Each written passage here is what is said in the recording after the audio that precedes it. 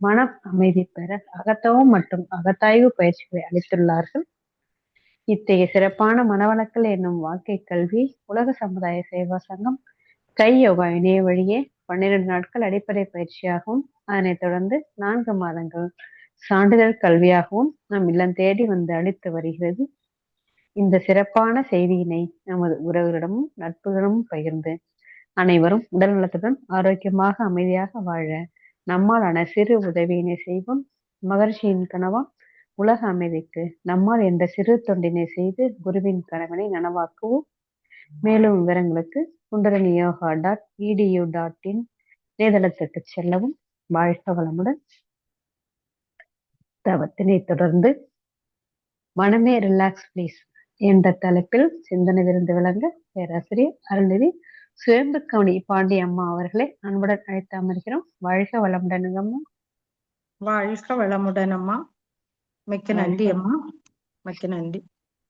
இன்று சாந்தி தவத்தை சிறப்பாக நடத்திய அம்மாவை துரிய நிலையிலிருந்து வாழ்த்துவோம். பேராசிரியர் அருள்நிதி குந்தவை அம்மா அவர்கள் வாழ்க வளமுடன்.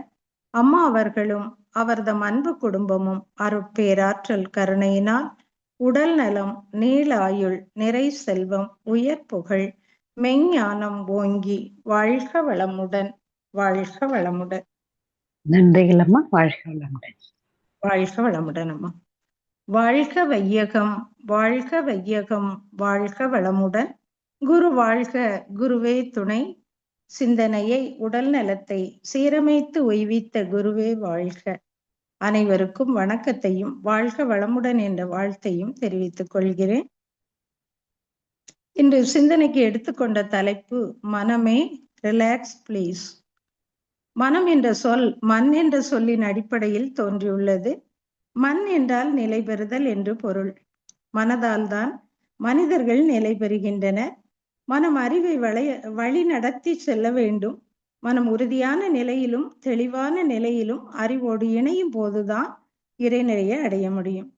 மனம் என்பது ஒரு அற்புத சக்தி வாய்ந்த பொக்கிஷம் போன்றது. ஒரு சாதாரண மனிதனை கூட மகான் நிலைக்கு உயர்த்தக்கூடிய ஒரு மாபெரும் சக்தி மிக்கது. மனிதன் புலன் அறிவுக்கு எட்டாதவை எவை என்று பார்த்தால் மனம், உயிர், மெய்ப்பொருள். மனித மனதின் மூலமே உடலை, உயிரை, மனதை எல்லாம் வல்ல இறைநிலை பற்றி உணர முடியும். நம் மனதை முழுமையாக அறிந்து கொண்டால் முழுமையான இறை சக்தியை அறிந்து கொண்டதாக பொருள். மனித சமுதாயத்தில் தனி வாழ்விலும் பொது வாழ்விலும் காணப்படும் குறைகளுக்கெல்லாம் அடிப்படையான காரணம் நம்முடைய மனதை அறிந்து கொண்டு அதை நெறிப்படுத்தாமல் வாழ்கின்ற வாழ்க்கை முறைதான். மகான் ஒரு பாடல்ல, மனிதனே உன் அமைப்பே மாவண்டத்தின் சிறப்பு, மனம் என்ற பெரும்பொருளை மனதாலே உணர்ந்திடுவாய்ன்னு சொல்லுவாங்க. ரிலாக்ஸ் என்றால் ஓய்வெடுத்தல், தளர்வாக இருத்தல் என்று பொருள். ஓய்வு எடுத்தல் என்றால் உடல் அல்லது மன ரீதியான களைப்பை போக்க சிறிது நேரம் அமைதியாக இருப்பது. தளர்வாக இருத்தல் என்றால் இறுக்கமாக இருக்கும் தசைகளையோ அல்லது மன அழுத்தத்தையோ தளர்த்துவது. உடலும் மனமும் ரிலாக்ஸாக இருக்கும் போதுதான் நாம் ஆரோக்கியமாக இருக்கிறோம். மனிதனுடைய குணாதிசயத்தை நம்ம பார்த்தோம்னா 2 அறிவு உயிரினம் முதல் 6 அறிவு மனிதன் வரை உள்ள பதிவுகள் எல்லாமே தொடர்ந்து இடைவிடாது கருத்தொடரா வந்துட்டே இருக்குது. அந்த பதிவுகள் நமது உடலிலே பழிச்செயல் பதிவுகளாக பெற்று துன்பத்தை விளைவிக்கின்றன. இந்த பழிச்செயல் பதிவுகள் காரணமாக நம் மனதில் தீய எண்ணங்கள் வருகிறது. மனதில் தீய எண்ணங்கள் எழாமல் கட்டுப்படுத்துவது எவ்வளவு கடினம் என்று நமக்கு தெரியும். மனம் ஒரு குரங்குன்னு சொல்லுவாங்க. அதுவும் அதனுடைய அந்த மனதை பித்து பிடித்த குரங்கோடு ஒப்பிடுவது பொருத்தமானது. குரங்கு இயற்கையாகவே சஞ்சல மனம் படைத்தது. ஒரு இடத்துல நிற்காது, அங்கு இங்கும் ஓடிக்கிட்டே இருக்கும். அத்தகைய குரங்கு ஒன்று இருந்தது. அதுக்கு நிறைய கல்லை குடிக்க கொடுத்தான் ஒருவன். அதனால அதனுடைய பரபரப்பு இன்னும் அதிகமாயிட்டு அது போதாதென்று தேள் ஒன்று அதனை கொட்டியது. தேள் கொட்டினால் மனிதனை நாள் முழுதும் வலியில் துடிப்பார். குரங்கின் நிலையை சொல்லவா வேண்டும். அதன் போதாத காலத்தை பூரணமாக்க ஒரு பேயும் அதை பிடித்து கொண்டது. அந்த குரங்குடைய அடக்க முடியாத சஞ்சலத்தையும் படபடப்பையும் விளக்க வார்த்தை இங்கே இருக்கிறது. அதே போல மனித மனம் அந்த நிலைக்கு நிகரானது. இயற்கையாகவே அது தீராத சஞ்சல இயல்பு படைத்தது. மனம் ஆசை என்னும் கள் குடித்ததனால் அதன் சஞ்சலமும் வெறியும் அதிகரிக்கிறது. ஆசை குடிகொண்ட பிறகோ பிறர் வெற்றியை பார்த்து பொறாமை என்ற குணமாகிய தேள் கொட்டியது.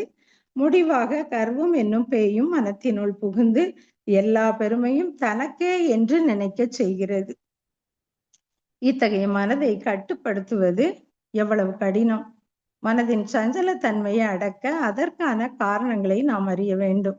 மனதை அறிவதுதான் ஞானத்தின் உச்சம். அதனால எல்லோருமே மனதை பற்றி அறிய வேண்டும். வள்ளலார் சொல்வாரு, தன்னை அறிந்து இன்பம் உற வெண்ணிலாவே, ஒரு தந்திரம் நீ சொல்ல வேண்டும் வெண்ணிலாவேன்.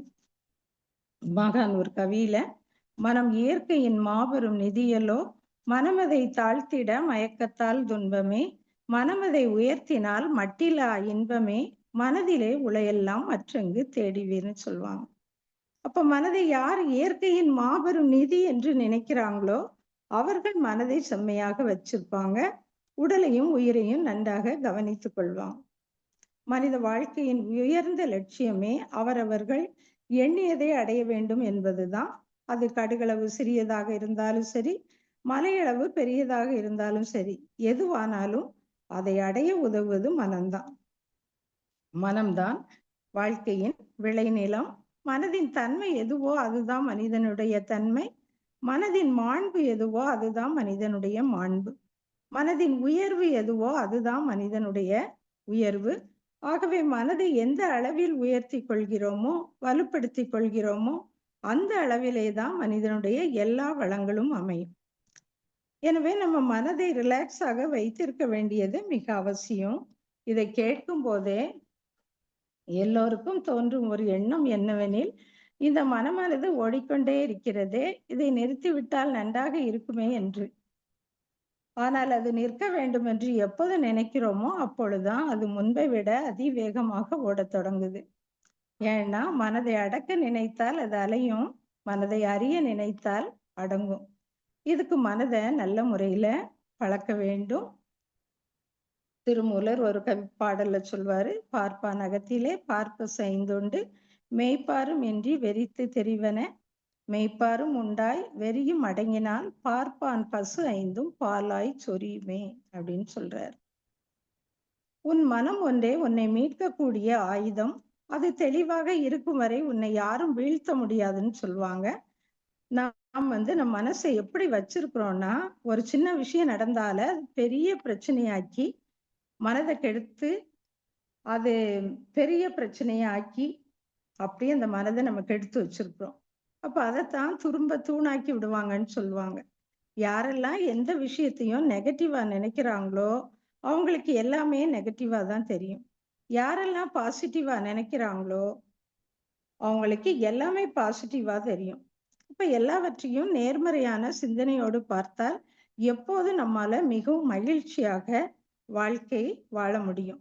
சிந்தனை தெளிவாக இருந்தால்தான் வாழ்க்கை சிறப்பாக இருக்கும். இதுக்கு ஒரு சம்பவம் சொல்லுவாங்க. கிருஷ்ணர் தர்மரையும் துரியோதனனையும் நாட்டு மக்கள் எப்படி இருக்காங்கன்னு பார்த்துட்டு வர சொன்னாராம். தர்மர் பார்த்துட்டு வந்து எல்லா மக்களும் நல்லவங்களா இருக்காங்கன்னு சொன்னாராம். துரியோதனர் பார்த்துட்டு வந்து எல்லா மக்களும் கெட்டவங்களா தான் இருக்காங்க அப்படின்னு வந்து சொன்னாராம்.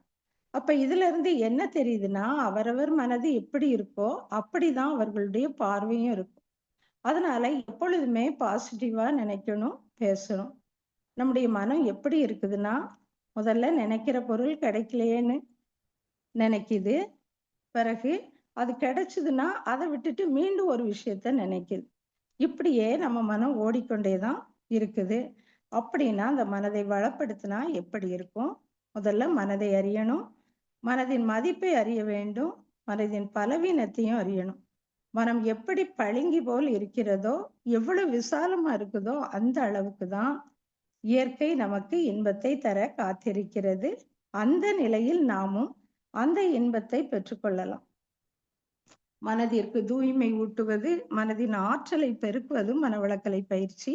மனதின் குறைகளை போக்கவும் நல்வழியில் தீர்மானமாக நிற்கின்ற குணத்தை மனதிற்கு ஊட்டும் பயிற்சி. மனம் தன்னைத்தானே உணர்ந்து உயர்த்தி அதன் மூலமாக இறைநிலையை எய்தினால் அறிவாகிறது.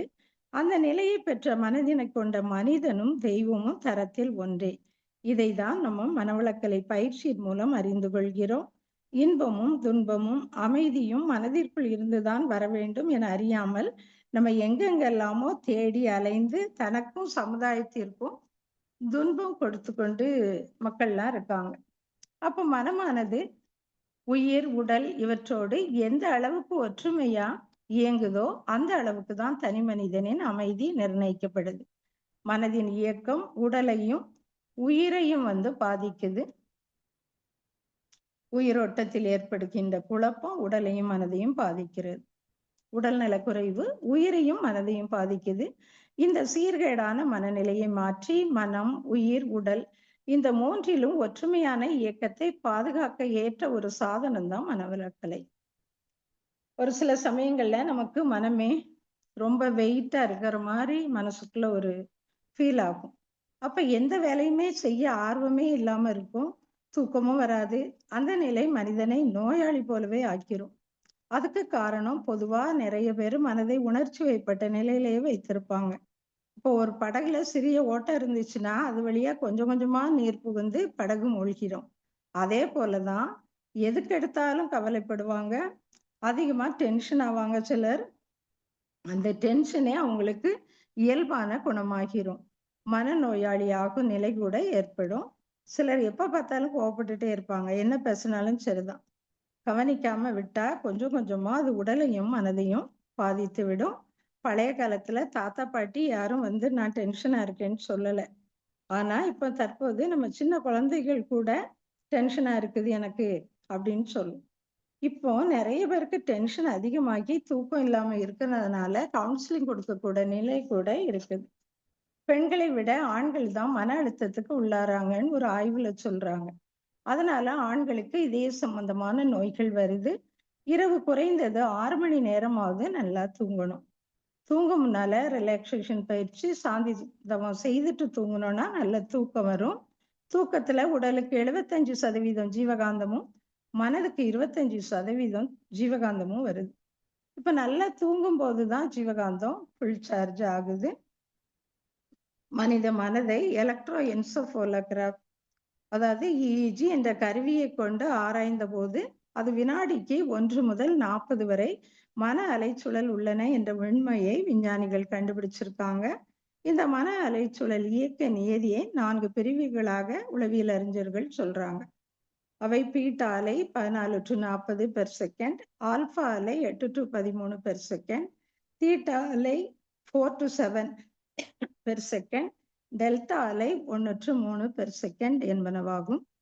இப்ப மனித மனம் ஐம்புலன் வழியாக இயங்கும் போது மன அலைச்சுழல் வினாடிக்கு 14 to 40 அலைச்சுழல் விரைவில் தான் இயங்குது. இப்போ பொதுவா மனிதர்கள் பீட்டா அலையிலே தான், அதாவது அந்த உணர்ச்சி நிலையிலே தான் வாழ்றாங்க. குண்டலினி யோகம் என்னும் உலர்ப்பு பயிற்சி மூலம்தான் நம்ம செய்து அதுல நிலைக்கும் போதுதான் முதல்ல வினாடிக்கு ஆகினை தவம் செய்யும் போது 8 to 13 வரையிலான ஆல்பா அலை என்னும் அமைதி நிலைக்கு மனம் வரும். மேலும் உடலை தாண்டி மனிதனுடைய மனம் பேரியக்க மண்டலத்தில் நின்று தவம் இயற்றும் போது 4 to 7 வரையிலான தீட்டா அலை கிட்டது. அதுக்கு மேல சுத்த வெளியில நின்று தவம் இயற்றும் போது வினாடிக்கு 1 to 3 வரையிலான டெல்டா நிலை கிட்டது. அதனால மன அலைச்சூழல் 14க்கு கீழே எப்போதுமே வச்சுக்கிட்டோம்னா அந்த உணர்ச்சி வயப்பட்ட நிலையிலிருந்து விடுபட்டு மன அமைதியை பெற முடியும். சில சமயங்கள்ல தான் விரும்பிய நிலைக்கு மன அலைச்சூழல் கட்டுப்படாமலும் இயங்குது. மன அலைச்சூழல் வேகம் அதிவேகமாக இருந்துச்சுன்னா மனிதனுக்கு தன்முனைக்கு தான் வரும். அதன் காரணமாக தான் என்ற அதிகாரப்பற்றும் தனது என்ற பொருள் பற்றும் ஏற்படுது. அதன் காரணமாக பேராசை, சினம், கடும்பற்றும், முறையற்ற பால் கவர்ச்சி, உயர்வு தாழ்வு மனப்பான்மை, வஞ்சம் என்ற 6 தீய குணங்களாய் ஏற்படுது. இந்த 6 குணங்களை சீரமைக்காவிட்டால் பொய், சூது, கொலை, களவு, கற்பழிப்பு என்ற பஞ்சமா பாதகங்கள் ஏற்படுது. இதனால மனதில் அளவுக்கு அதிகமான தீய எண்ணங்கள் வரும்போது அதை தாங்க முடியாமல் மனிதர்கள்லாம் துன்பப்படுறாங்க. திருவள்ளுவர் அததான் ஒரு பாடல்ல பீலிசை சாகாடும் அச்சிறும் அப்பண்டம் சால மிகுத்து பெயின்னு சொல்றாரு. ஓஷோ சொல்றாரு, விருந்தாளியாக வந்து போகக்கூடிய உன் எண்ணங்களை முதலாளியாக அமர வைத்து அழகு பார்க்கிறாய், அதுவே உன் பிரச்சனைகளுக்கான காரணம் என்கிறார். இடைக்காட்டு சித்தர் சொல்றாரு, மனமெனும் ஆடடங்கில் தாண்டவ கோனே, முக்தி வாய்த்ததென்று எண்ணேடா தாண்டவ கோனே.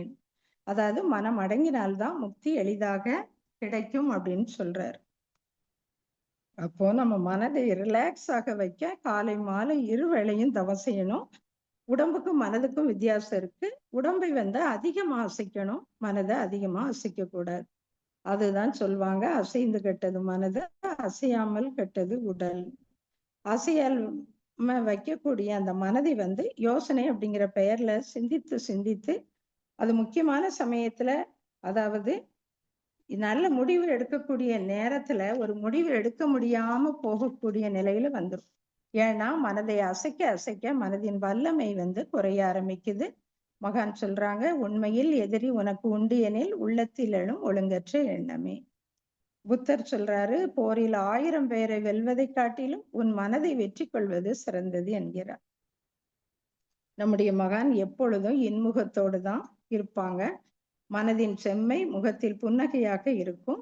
அதை தான் அகத்தின் அழகு முகத்தில் தெரியும்னு சொல்லுவாங்க. மனம் மகிழ்ச்சியாக இருக்க வேண்டும் என்றால் எல்லா பொருட்களையும் நம்ம ரசிக்க பழகணும். இறைவனின் படைப்பில் ஒவ்வொரு பொருளும் அவ்வளவு அருமையா அற்புதமா அழகா இருக்கு.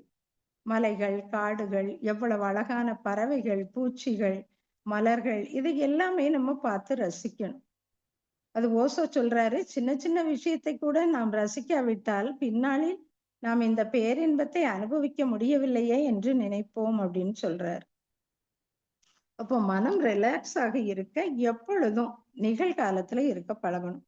அதாவது திரிகால ஞானமாக்கிய முற்கால அனுபவம், தற்கால சூழ்நிலை, எதிர்கால விளைவை கணித்து விளைவறிந்த விழிப்பு நிலையில் செயல்பட வேண்டும். அதாவது கடந்த காலத்தை நினைத்தால் மன அழுத்தம் தான் உண்டாகும், எதிர்காலத்தை நினைத்தால் கவலை அதிகமாகும். அதுதான் கடந்த காலம் உடைந்த பானை, எதிர்காலம் மதில் மேல் பூனை, நிகழ்காலம் கையில் உள்ள வீணை என்பதை நம்ம உணர்ந்து நிகழ்காலத்துல சந்தோஷமா வாழ பழகணும். நிகழ்காலத்தை நினைப்பவர் மனதில் தான் அமைதி இருக்கும். பிறருடைய அர்த்தமற்ற பேச்சுக்கு நம் மனதில் இடம் கொடுக்க கூடாது. எல்லா விஷயத்துக்கும் மனதை போட்டு குழப்பணும்னா நிச்சயமா மனதை ரிலாக்ஸா வைக்க முடியாது, சிறப்பாக வாழ முடியாது. தூற்றுவோர் தூற்றட்டும், போற்றுவோர் போற்றட்டும், எல்லாம் கண்ணனுக்கே என்று யாராவது தவறா பேசினா கூட ஒரு காதுல வாங்கி அடுத்த காதுல வழிய நம்ம விட்டுறணும். அப்ப எப்போதும் அதே மாதிரி நம்ம கூட இருக்கவங்கள நல்லவங்களாகவே நம்ம பார்க்கணும். அவங்க நமக்கு ஒரு துன்பம் கொடுத்தா கூட நம்முடைய வினைப்பதிவு கழியுது அப்படின்னு அவர்களை வாழ்க வளமுடன் மனதார வாழ்த்தணும். அவங்க குணம் அவ்வளவுதான் அப்படின்னு பார்த்தா நம்ம மனதை ரிலாக்ஸா வைக்க முடியும். நம்ம பிரச்சனைக்கு அதே மாதிரி நம்ம தான் காரணம் அப்படிங்கிறத நம்ம உணரணும். எல்லாவற்றுக்கும் மற்றவர்களையே குறை சொல்லிட்டு இருக்கக்கூடாது. நோ கமெண்ட், நோ டிமாண்ட் கூடாதுன்னு மகான் சொல்லுவாங்க. இப்ப நம்ம தெரியாம ஒருத்தருக்கு ஒரு தவறு செய்து விட்டோம் என்றால் அவங்ககிட்ட போய் நம்ம மனம் மன்னிப்பு கேட்கணும். மனதை ரிலாக்ஸா வச்சாதான் நம்மளுக்கு அந்த மன்னிப்பு கேட்கக்கூடிய பண்பு கூட வரும்.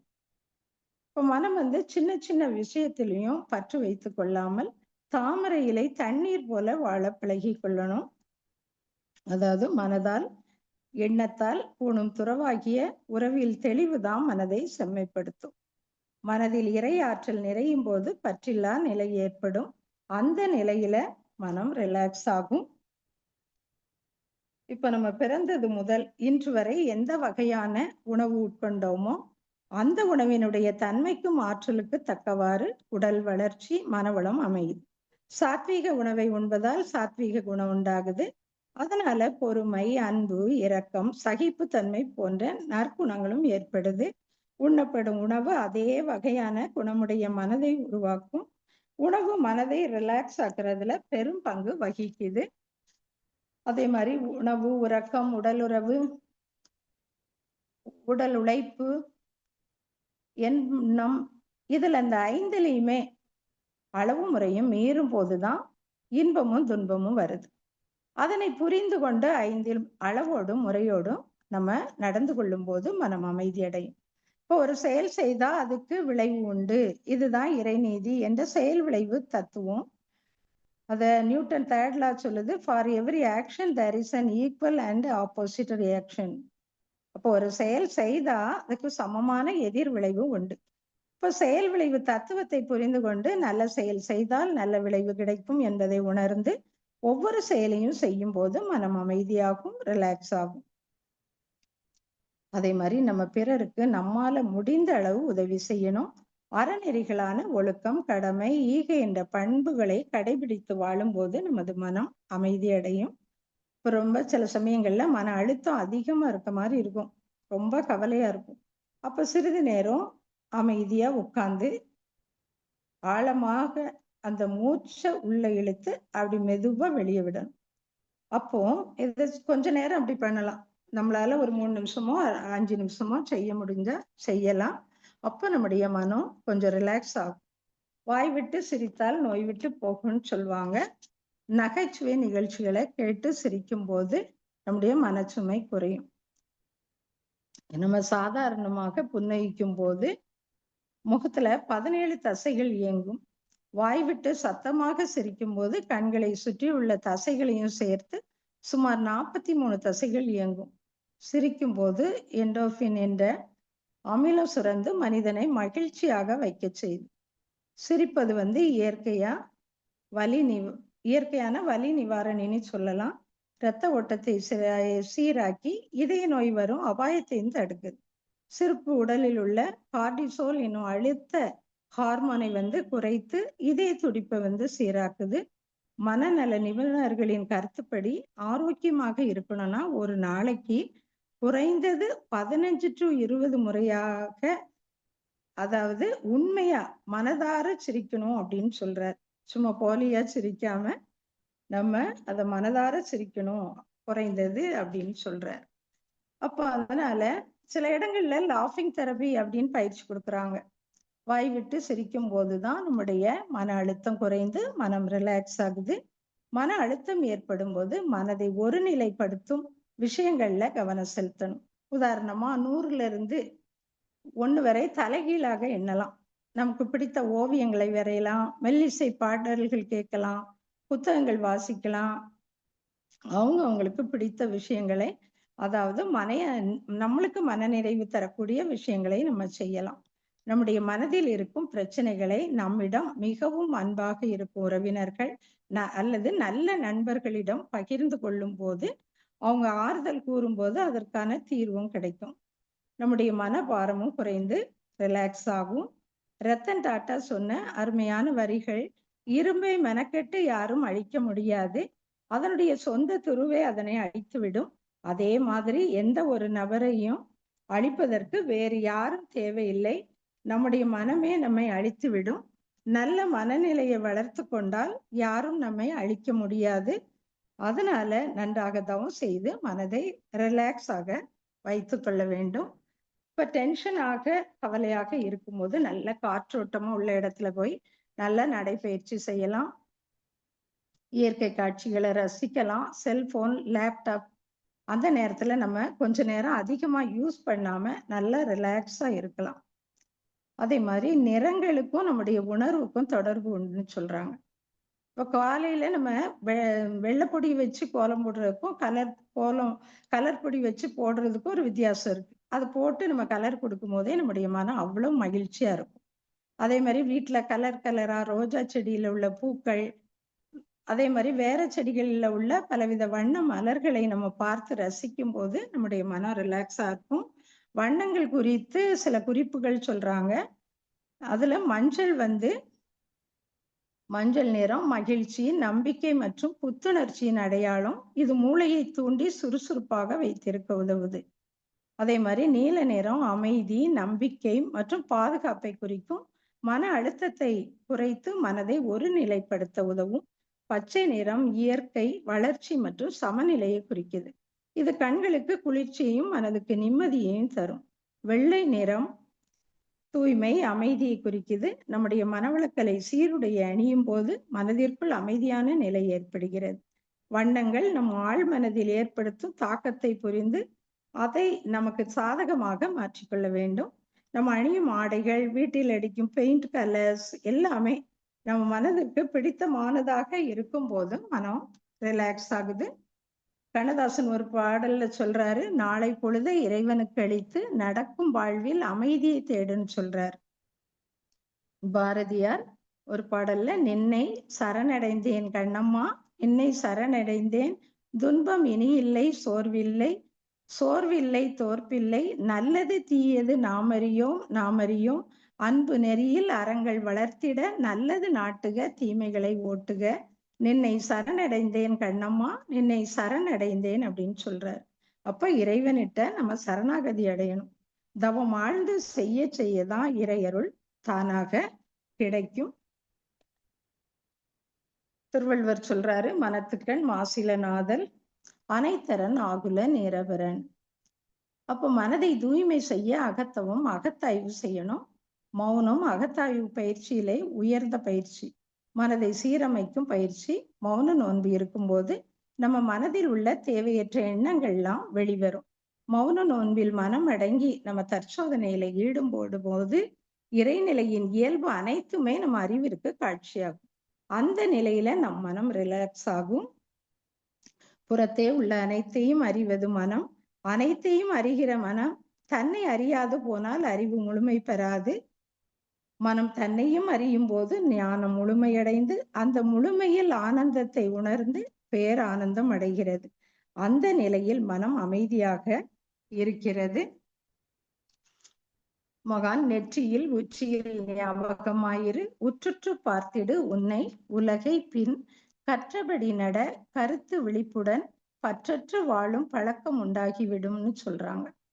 அப்ப நம்ம மனதை எப்பொழுதும் நெற்றியிலோ உச்சியிலோ வைத்து பழகி வரும்போது நம்முடைய மன அலைச்சுழல் குறைந்து மனம் அமைதியடையும். மனதை ரிலாக்ஸ் ஆக வைத்திருப்பதற்கு தினமும் நம்ம மகான் கொடுத்த உடற்பயிற்சி, காயகல்ப பயிற்சி, அகத்தவம் அகத்தாய்வு பயிற்சிகளை குரு சிந்தனையோடு நம்பிக்கையோடு முயற்சி செய்து பயிற்சி செய்து வர வேண்டும். நாம் ஒழுங்காக பயிற்சிகளை செய்து வரும்போது உடல் நலம், உயிர் வளம், மனவளம் பெற்று மனம் ரிலாக்ஸ் அடையும் என்று கூறி வாய்ப்பளித்த ஸ்கை ஆன்லைன் பொறுப்பாளர்களுக்கும் மற்றும் அனைத்து மெய்யன்பர்களுக்கும் எனது நன்றியை தெரிவித்துக் கொள்கிறேன். வாழ்க வளமுடன், வாழ்க வளமுடன். வாழ்க வளமுடன்.